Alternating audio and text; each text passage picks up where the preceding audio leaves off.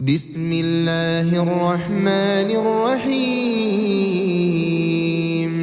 إذا وقعت الواقعة ليس لوقعتها كاذبة خافضة رافعة إذا رجت الأرض رجا وبست الجبال بسا فكانت هباء منبثا وكنتم أزواجا ثلاثة فأصحاب الميمنة ما أصحاب الميمنة وأصحاب المشأمة ما أصحاب المشأمة والسابقون السابقون أولئك المقربون في جنات النعيم ثلة من الأولين وقليل من الآخرين على سرر موضونة متكئين عليها متقابلين يطوف عليهم ولدان مخلدون بأكواب وأباريق وكأس من معين لا يصدعون عنها ولا ينزفون وفاكهة مما يتخيرون ولحم طير مما يشتهون وحور عين كأمثال اللؤلؤ المكنون جزاء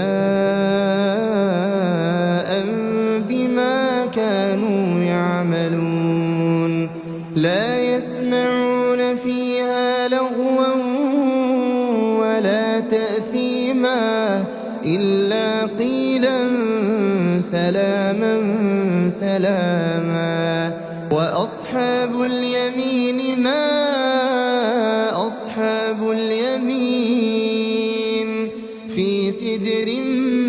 مخضود وطلح منضود وظل ممدود وماء مسكوب وفاكهة كثيرة لا مقطوعة ولا ممنوعة وفرش مرفوعة إنا أنشأناهن إنشاء فجعلناهن أبكارا عربا أترابا لأصحاب اليمين ثلة من الأولين وثلة من الآخرين وأصحاب الشمال ما أصحاب الشمال في سموم وحميم وظل من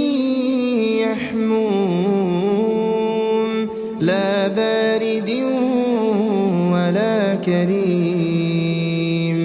إنهم كانوا قبل ذلك مترفين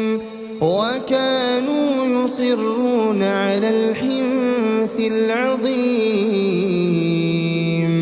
وكانوا يقولون أئذا متنا وكنا ترابا وعظاما أئنا لمبعوثون أو آباؤنا الأولون قل إن الأولين والآخرين قل إن الأولين والآخرين لمجموعون لمجموعون إلى ميقات يوم معلوم ثم إنكم أيها الضالون المكذبون لآكلون من شجر من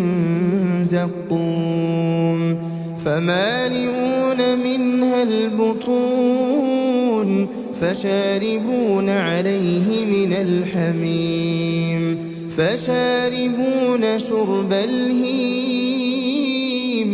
هذا نزلهم يوم الدين نحن خلقناكم فلولا تصدقون أفرأيتم ما تمنون أأنتم تخلقونه أم نحن الخالقون نحن قدرنا بينكم الموت وما نحن بمسبوقين على أن نبدل أمثالكم وننشئكم فيما لا تعلمون ولقد علمتم النشأة الأولى فلولا تذكرون أفرأيتم ما تحرثون أأنتم تزرعونه أم نحن الزارعون لو نشاء لجعلناه حطاما فظلتم تفكهون إنا لمغرمون بل نحن محرومون أفرأيتم الماء الذي تشربون أأنتم أنزلتموه من المزن أم نحن المنزلون لو نشاء جعلناه أجاجا فلولا تشكرون أفرأيتم النار التي تورون أأنتم أنشأتم شجرتها أم نحن المنشئون نحن جعلناها تذكرة ومتاعا للمقوين فسبح باسم ربك العظيم فلا أقسم بمواقع النجوم وإنه لقسم لو تعلمون عظيم إنه لقرآن كريم في كتاب مكنون لا يمسه إلا المطهرون تنزيل من رب العالمين أفبهذا الحديث أنتم مدهنون وتجعلون رزقكم أنكم تكذبون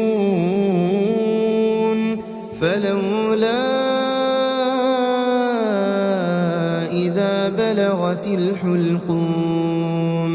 وأنتم حينئذ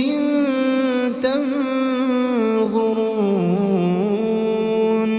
ونحن أقرب إليه منكم ولكن لا تبصرون فلولا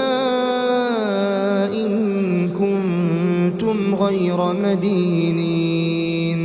ترجعونها إن كنتم صادقين فأما إن كان من المقربين فرجع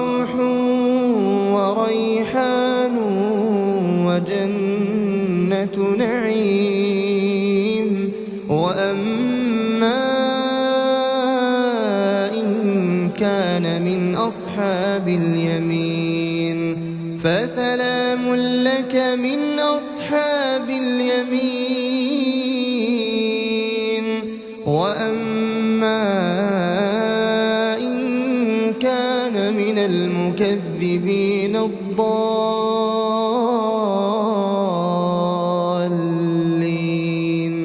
فنزل من حميم وتصلية جحيم. إن هذا لهو حق اليقين. فسبح باسم ربك العظيم.